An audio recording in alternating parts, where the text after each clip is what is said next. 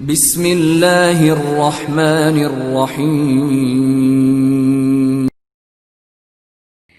السلام علیکم ورحمۃ اللہ وبرکاتہ۔ ناظرین، ہمارے دعا و سنت چینل میں آپ سبھی حضرات کا خیر مقدم ہے۔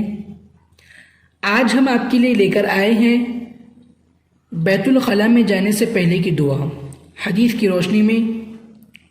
حدیث: اللہ کے رسول صلی اللہ علیہ وسلم نے فرمایا، سب سے بہترین طریقہ محمد صلی اللہ علیہ وسلم کا طریقہ ہے۔ حدیث: اللہ کے رسول صلی اللہ علیہ وسلم نے فرمایا، دعا مومن کا ہتھیار ہے، دین کا ستون ہے اور زمین و آسمان کا نور ہے۔ ناظرین، آئیے بیت الخلاء میں جانے سے پہلے کی دعا کو سیکھتے ہیں۔ بیت الخلاء میں داخل ہونے کی دعا۔ حضرت زید بن ارقم رضی اللہ تعالیٰ عنہ سے روایت ہے کہ رسول اللہ صلی اللہ علیہ وسلم نے فرمایا، یہ قضاء حاجت کے مقامات شیاطین اور تکلیف دینے والی چیزوں کے اڈے ہیں، لہٰذا جب تم میں سے کوئی قضاء حاجت کے لیے ان میں جانا چاہے تو اللہ کے حضور میں پہلے یہ عرض کرے۔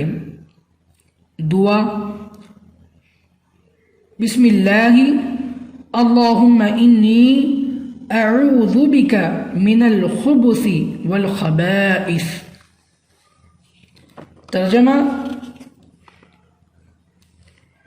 اللہ کا نام لے کر داخل ہوتا ہوں، اے اللہ میں ناپاک جنوں سے تیری پناہ چاہتا ہوں، مرد ہو یا عورت۔ ناظرین، ایک مرتبہ پھر اس دعا کو ہم دہراتے ہیں، آپ بھی ہمارے ساتھ اس دعا کو پڑھیں۔ بیت الخلاء میں داخل ہونے کی دعا۔ بسم اللہ اللہم انی اعوذ بک من الخبث والخبائث۔ ترجمہ: